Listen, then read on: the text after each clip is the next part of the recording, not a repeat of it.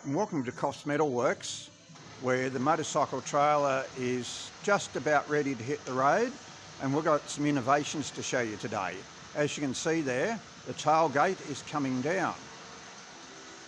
So we'll wait for the tailgate to come down. You notice it's got a lip on it there now. We'll show you what the lip's for later.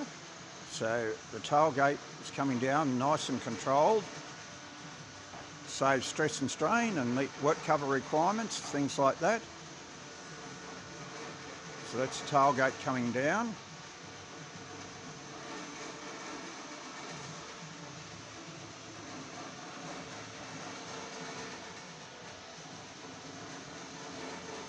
Now just remember, this was designed and made in Coffs Harbour by a local engineering firm.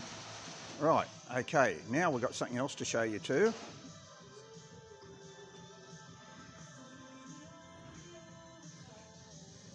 Right, okay, now what is happening now is you can see that the same winch is now taking the roof up.